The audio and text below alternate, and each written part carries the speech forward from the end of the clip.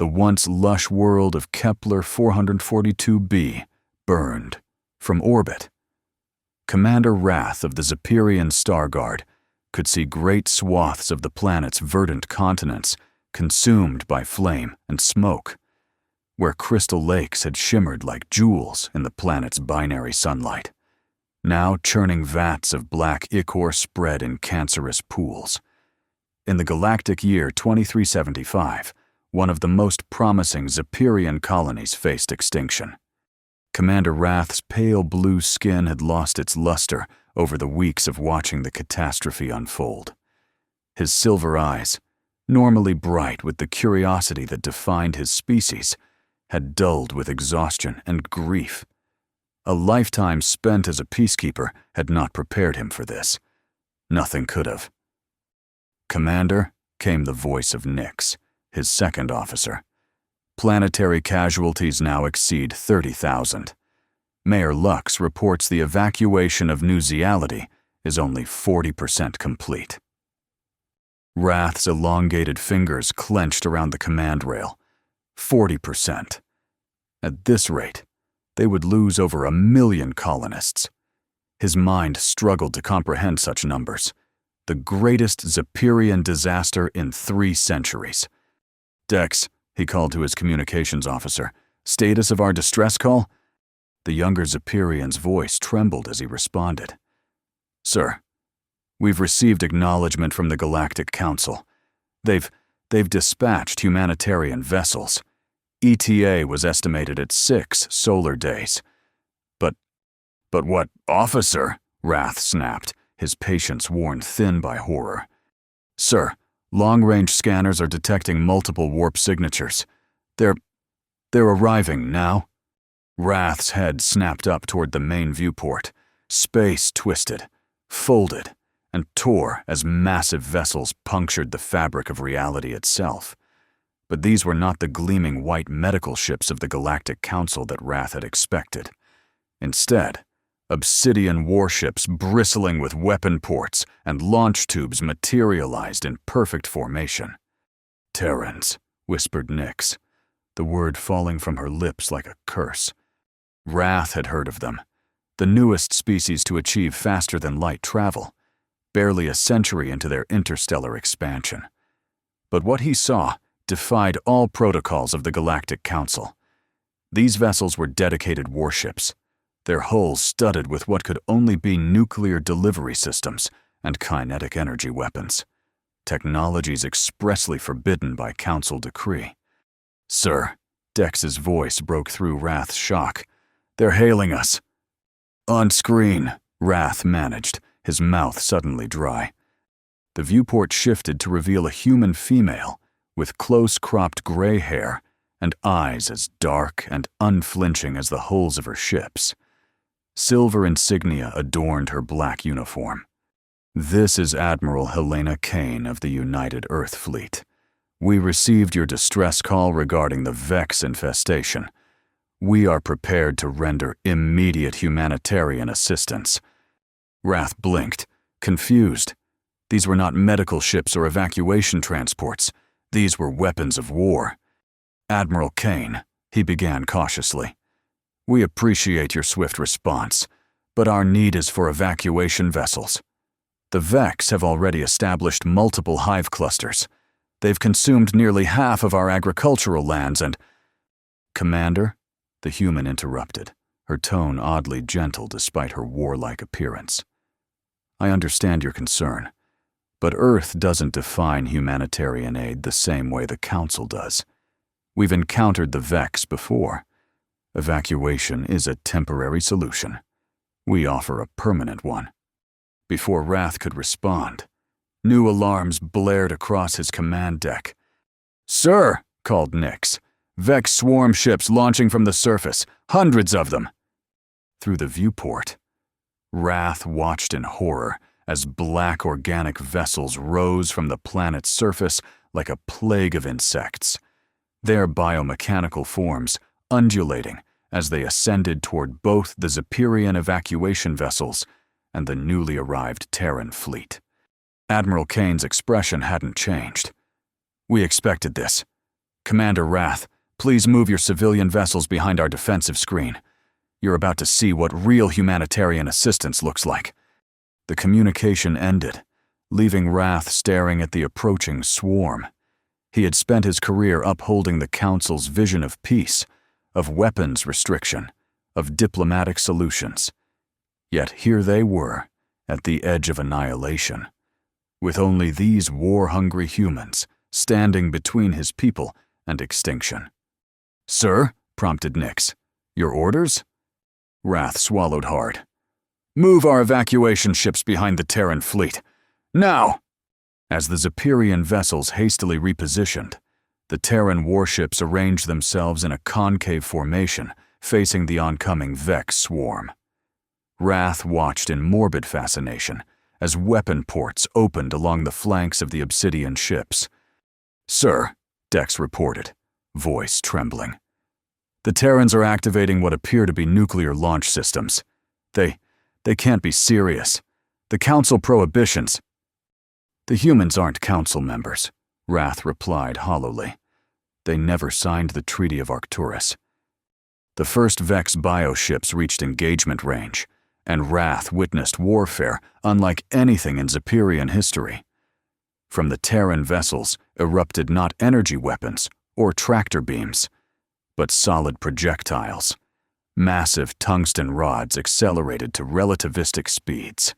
They tore through the leading edge of the Vex swarm, each impact converting kinetic energy into explosive force that ruptured dozens of the organic vessels. The Vex, undeterred by these losses, pressed forward. Their numbers were their strength. They had consumed 3 worlds before Kepler 442b, growing their swarm exponentially with each conquest. But as they closed on the human fleet, new weapons came into play. Small, silvery objects detached from the Terran ships. Wrath initially thought they might be fighter craft, but his tactical display labeled them simply as NDEV devices. As they reached precisely calculated positions throughout the advancing swarm, blinding light erupted in perfect spheres.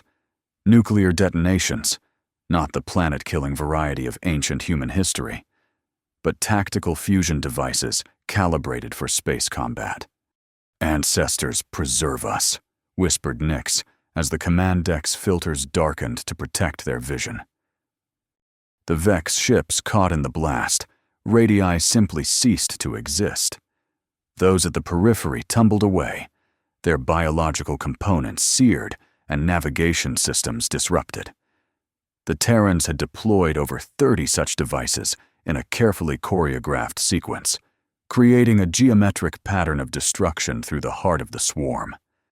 They're using forbidden weapons as if they were surgical tools," Dex said, his voice a mixture of horror and awe. Wrath couldn't tear his eyes from the viewport. The Terran vessels were now advancing, their formation shifting to an arrowhead as they drove into the scattered remnants of the Vex fleet. Point defense systems tracked and eliminated smaller bioships with methodical precision, while larger Terran vessels engaged the few remaining Vex capital ships. "Commander," came Admiral Kane's voice over the comm channel, "we've broken their orbital defensive screen. We're deploying ground forces to eliminate the hive clusters. Please transmit all data you have on Vex ground positions and civilian concentrations." Ground forces. The humans meant to fight the Vex on the surface, an impossibility in Zephyrian military doctrine.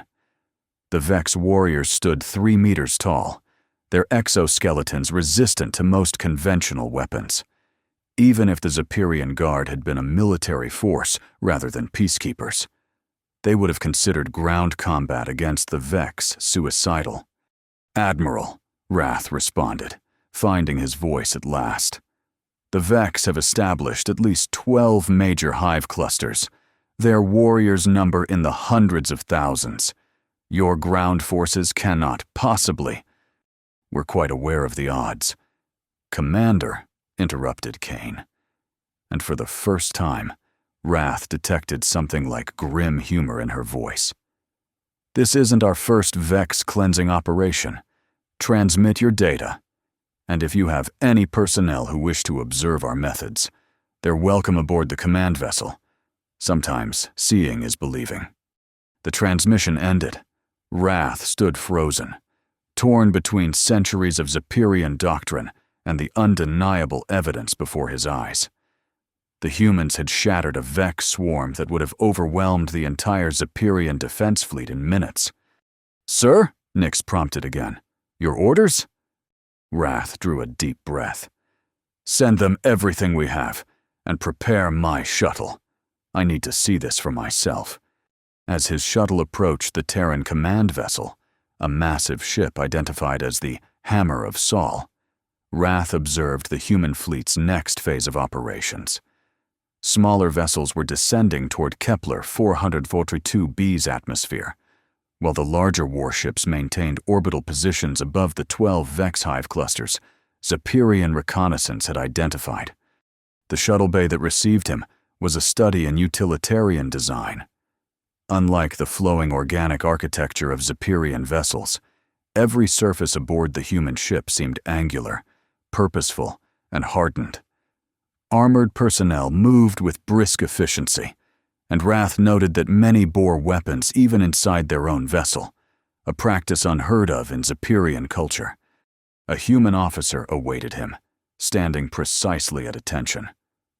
"Commander Wrath, welcome aboard the Hammer of Sol. I'm Colonel Mason, Marine Expeditionary Force. Admiral Kane requests your presence on the command deck. We're about to commence ground operations." Wrath followed the human through corridors that thrummed with barely contained power. The ship felt less like a vessel and more like a weapon itself.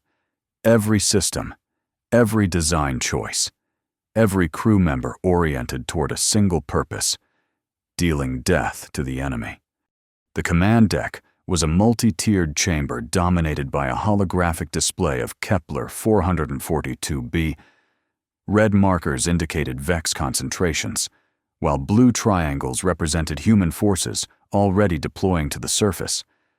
Green zones marked surviving Zephyrian settlements, most notably Nuziality, the largest colony with nearly 1 million inhabitants still awaiting evacuation.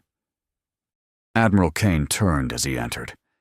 In person, she was shorter than he expected. Zephyrians averaged over 2 meters in height, and Wrath himself stood nearly 2.5. Yet her presence filled the space in a way that transcended physical stature. "Commander?" She greeted him with a curt nod. "You're just in time. Our drop pods are hitting atmosphere now." On the holographic display, Wrath watched as hundreds of small craft plummeted toward the surface at terrifying speeds. Rather than decelerating as they approached, the vessels seemed to be accelerating. "Those craft," he began, alarm evident in his voice. "They're moving too fast for a safe landing. The occupants will—" "Our Marines are quite accustomed to combat insertion," Kane replied mildly. "The pods are designed to absorb impact forces. What may seem unsurvivable to your people is standard procedure for ours." As if to prove her point, the display showed the pods impacting near the outskirts of Nuziality, driving deep into the soil with explosive force. Almost immediately, armored figures emerged from the impact craters and formed into tactical units. "We're establishing a defensive perimeter around your colony," explained Kane. "Each Marine is wearing powered combat armor that enhances strength, speed, and durability. They carry multi-spectrum weapons designed specifically for Vex physiology." Wrath stared at the display in disbelief. The human Marines, even in their armor, stood barely 2 meters tall. They were going to fight Vex warriors hand to hand? "Admiral," he said carefully, "I appreciate your assistance, but you must understand. Vex warriors are over 3 meters tall with natural armor that can deflect energy weapons. Even with your impressive technology, the physical disparity—" A new voice interrupted him. "Commander Wrath, this is Mayor Lux. Are you receiving?" The panicked voice of New Zeality's leader came through the Terran communication system. "Mayor, I'm aboard the Terran command vessel. What's happening?" "The Vex. They're attacking the eastern quadrant in force, thousands of them. But these humans, ancestors preserve us. Commander, you need to see this." The holographic display shifted, now showing helmet camera feeds from the Marines on the ground. Wrath watched in stunned silence as armored humans engaged Vex warriors at close quarters. The size difference was indeed dramatic. Each Vex loomed over the Marines, their chitinous limbs ending in scythe-like appendages that could slice through Zephyrian construction materials with ease. Yet the humans moved with shocking speed, their powered armor enabling them to dodge the powerful but predictable Vex strikes. They fought with a combination of energy weapons and, most surprisingly to Wrath, physical combat techniques. A Marine would fire a pulse weapon to stagger a Vex warrior, then close to grappling distance, attach what appeared to be explosive devices to vulnerable joints, and retreat before detonation dismembered the creature. "Your people expected us to evacuate," Admiral Kane said quietly as they watched the battle unfold. But Earth learned long ago that running from threats like the Vex only gives them time to grow stronger. The Vex consumed 3 worlds before reaching yours. How many more would they take while the Council debated diplomatic approaches? Wrath couldn't answer. The Zephyrian commitment to peace was their defining cultural value, the foundation of their contribution to galactic society. Yet watching these humans fight with such calculated ferocity, he felt something he hadn't expected. Hope. On the display, the Marines had secured several city blocks and were establishing defensive positions using prefabricated barricades and automated weapon systems. Civilians were being directed to gathering points behind these lines, where medical personnel treated the injured. "Colonel Mason," Kane addressed the Marine officer who had escorted Wrath. "Status of the primary hive approach?" "The Vex are massing for a major push. Admiral, estimated 20,000 warriors assembling 2 kilometers east of our current position." 20,000. Wrath felt his hope waver. Not even these remarkable human warriors could withstand such numbers. "Understood," replied Kane with the same unnerving calm. "Designate fire support coordinates. Danger close protocol." Mason nodded and relayed orders through his communication device. Above on the display, Wrath saw one of the orbiting Terran vessels reposition. "Admiral," Wrath began, his voice tight with alarm, "if you're planning orbital bombardment, you must reconsider. The proximity to civilian areas—" "Commander," Kane cut him off, her dark eyes meeting his directly. "I understand your concern, but this is what separates us from the Council. We don't just have powerful weapons, we have precise ones." On the ground display, the Marines were entrenching further, some units actually moving closer to the advancing Vex force rather than retreating. "Firing solution confirmed," reported a weapons officer. "KWW strike in 3, 2, 1. From the orbiting vessel, a series of objects too small for Wrath to clearly identify accelerated toward the planet. They struck with pinpoint accuracy into the heart of the advancing Vex formation. Each impact created an explosion that sent shockwaves rippling through the Vex ranks, yet somehow stopped just short of the human defensive positions. "Kinetic energy weapons," explained Kane. "No radiation, no chemical agents, no indiscriminate area effect, just precisely calculated mass and velocity delivered exactly where needed." The Vex advance had been shattered, thousands of warriors destroyed in seconds. The survivors regrouped, their hive mind adapting to this new threat. But already the humans were exploiting the disarray, Marines pushing forward to establish new defensive lines. "This is only the beginning," Kane continued. "The orbital strikes disrupt their coordination temporarily, Our ground forces exploit the gaps to advance. We'll push them back to their hives, then eliminate the hives themselves. For the next several hours, Wrath witnessed this strategy unfold across multiple battlefronts. The humans employed a dizzying array of tactics: ambushes in urban areas, explosive traps in narrow passages, and when necessary, those terrifyingly precise orbital strikes that somehow never harmed civilian structures. Your people have clearly fought the Vex before, Wrath observed as reports came in of successful operations around all major Zepyrian settlements. We encountered them 7 years ago, Kane replied. They hit one of our outer colonies. We lost 30,000 people before we understood what we were dealing with. Since then, we've refined our response protocols. The Council would never approve of these methods, Wrath said, though there was less conviction in his voice than there would have been hours earlier. Which is why Earth has maintained its independence from Council oversight, said Kane. We respect the ideals of peace and cooperation that your people champion, but we've learned through bitter experience that some threats cannot be negotiated with, contained, or merely defended against. The Vex consume. That's their nature. The only humanitarian response is their complete eradication. New alerts drew their attention back to the holographic display. The Marines had pushed the Vex back to their primary hive cluster, a massive structure that resembled an obsidian mountain rising from what had once been fertile plains. This is their command node, explained Colonel Mason.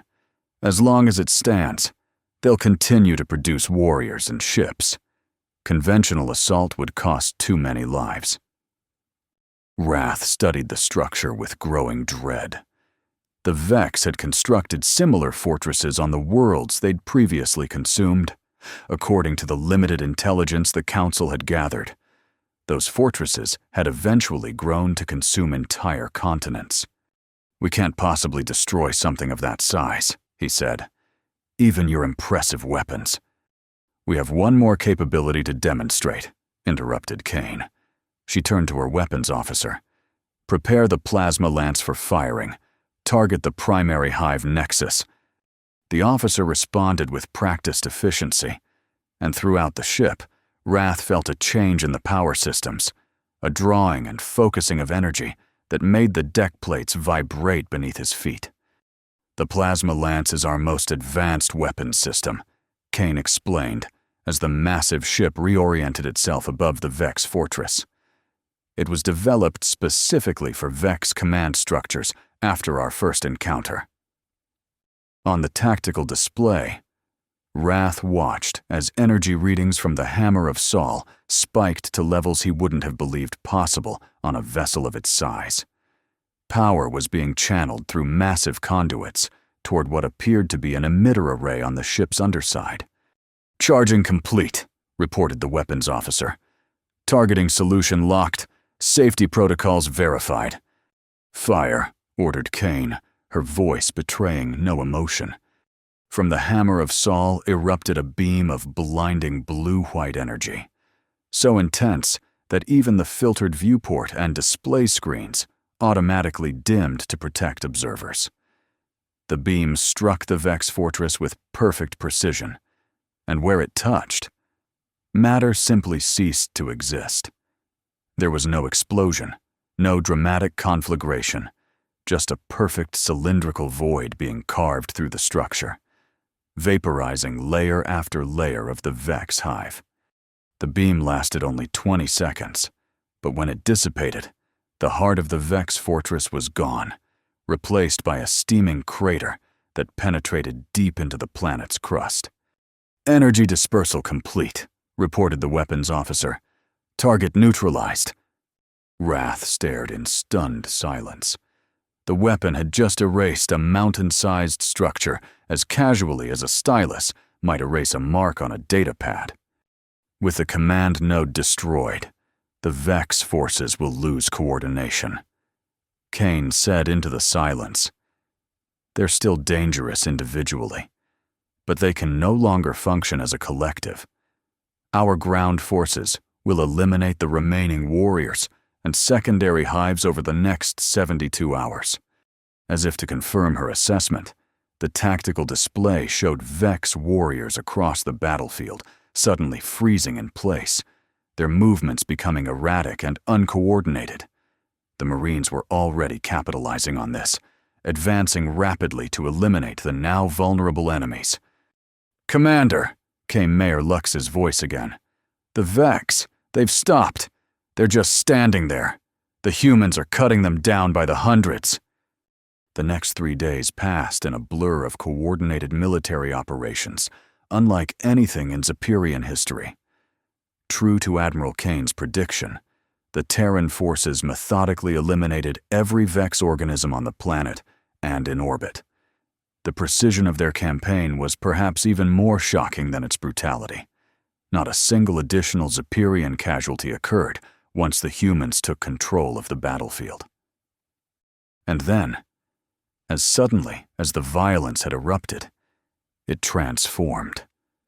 With the last Vex warrior eliminated, the Terran vessels began disgorging different types of craft, not weapons of war, but massive modules that expanded into field hospitals, water purification systems, and reconstruction drones. The same Marines who had fought with such lethal efficiency now distributed supplies and helped restore damaged infrastructure. Standing on the outskirts of Newsiality, Wrath watched human medical teams treating Zepyrian wounded with surprising expertise in xenobiology. Nearby, engineering crews were already repairing the power distribution network damaged during the fighting. "Your people are adapting remarkably well," observed Admiral Kane, who had joined him on the surface for this final phase of operations. Wrath turned to regard her. "We lost 50,000, he said quietly, out of a population of 2 million. When the Vex took Proxima Centauri B, they consumed 97% of all life forms." "I know," replied Kane. "We studied the aftermath. That's why we developed our response protocols." A group of Zepyrian children ran past, laughing as they followed a Marine who was distributing what appeared to be emergency ration packages. The human soldier's face, visible now without his helmet, showed a gentleness that seemed incongruous with the lethal efficiency Wrath had witnessed days earlier. "I don't understand your species, Admiral," Wrath admitted. "You possess weapons of terrifying power, yet you use them with surgical precision. You fight with a ferocity that borders on zealotry, yet the moment the battle ends, you transition seamlessly to healers and builders." Kane's expression softened slightly. "Humanity's history is written in blood. Commander, for thousands of years, we fought ourselves more than any external threat. We nearly destroyed our homeworld multiple times.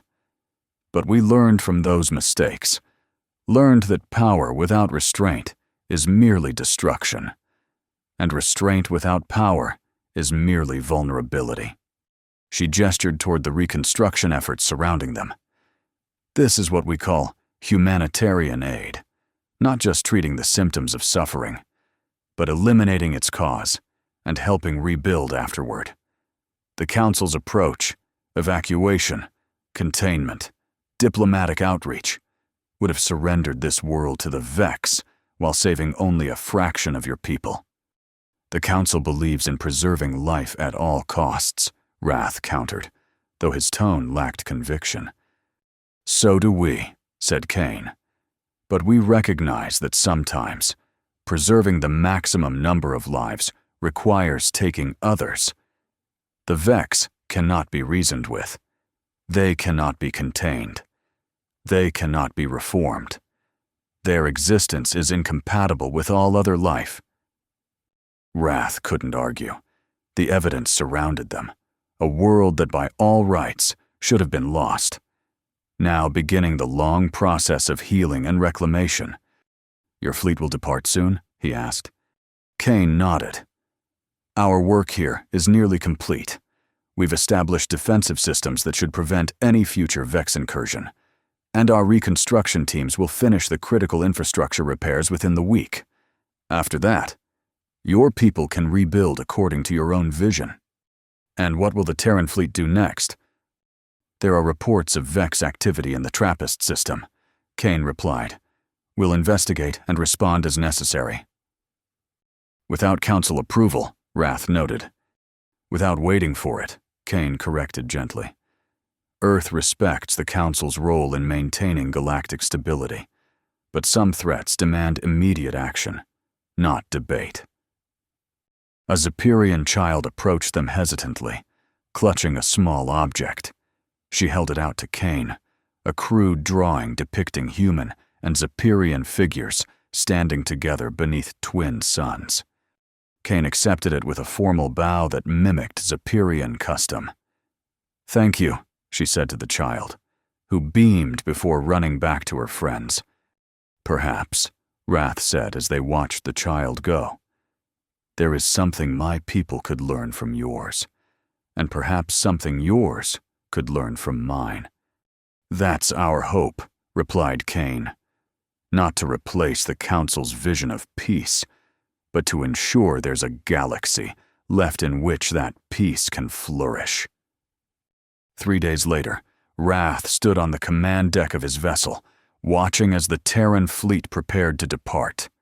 The massive ships, so ominous in their arrival, now seemed different to his eyes, not instruments of destruction, but guardians that stood between civilization and chaos. Commander, called Dex from his station. Admiral Kane is hailing us. On screen, Wrath replied. Kane appeared, once again in her formal uniform. Commander Wrath, final systems checks are complete. Your world is secure. The Vex presence has been completely eradicated, and we've left defensive technology that should provide early warning of any future incursions. Admiral Kane, Wrath responded, choosing his words carefully. On behalf of the people of Kepler, I extend our profound gratitude. When you arrived, I feared we were witnessing the beginning of a different kind of consumption, that your weapons would prove as indiscriminate as the Vex themselves. I was wrong, and my people live because of that error. A hint of a smile touched Kane's lips. We understand your initial concern. Commander, trust is earned, not given. Perhaps our actions here will help bridge the gap between Earth's philosophy and the Council's. I will personally present a full report to the Galactic Council. Wrath promised. They need to understand what truly happened here, that sometimes the most humanitarian act is decisive force precisely applied. That would be appreciated. Commander, Earth doesn't seek to upend the galactic order, only to strengthen it against threats the Founders never anticipated. The Terran vessels began to move away from Kepler, 440B, their massive engines glowing with controlled power. Safe journey, Admiral, said Wrath. And should Earth ever need the assistance of the Zepyrian Star Guard, we'll know where to find you. Kane finished with a respectful nod. Though let us hope our next meeting comes under more peaceful circumstances. The communication ended, and Wrath watched as the Terran fleet accelerated to the edge of the system. One by one, they disappeared into fold space, returning to their distant home world with neither fanfare nor lingering ceremony. Practical to the end. Nix approached, standing beside him at the viewport. Their methods are frightening, she observed quietly. Yes, Wrath agreed. But so is extinction. He turned to face his officer directly. Send a message to Central Command. We need to reevaluate our defense protocols, our technology restrictions, and our definition of humanitarian response. Sir? Nix looked alarmed. You're not suggesting we adopt human military doctrine? No, Wrath replied thoughtfully. But perhaps there's a middle path, one that preserves our commitment to peace, while acknowledging that some threats cannot be pacified. He gazed out at the stars where the Terran ships had vanished. The humans have shown us that compassion without strength is vulnerability, just as strength without compassion is tyranny. Our future may depend on finding the balance between them. Below them, Kepler 442b continued its eternal orbit. Already, the scars of battle were being obscured by new construction and reclamation efforts. Where Vex corruption had spread like a cancer across the landscape, fresh plantings now took root. The world had been consumed not by an implacable enemy, but by an unexpected ally. Consumed, and then, remarkably, returned. In the coming months, the Galactic Council would debate the implications of Earth's intervention, the use of forbidden weapons, the circumvention of established protocols, the unilateral military action. They would question and criticize, analyze and theorize. But for the 2 million Zephyrians who still lived and breathed and hoped on the surface of Kepler 442b, the debate was already settled. Help had come, not in the form they expected, not in the way their culture had defined it, but in exactly the form they needed.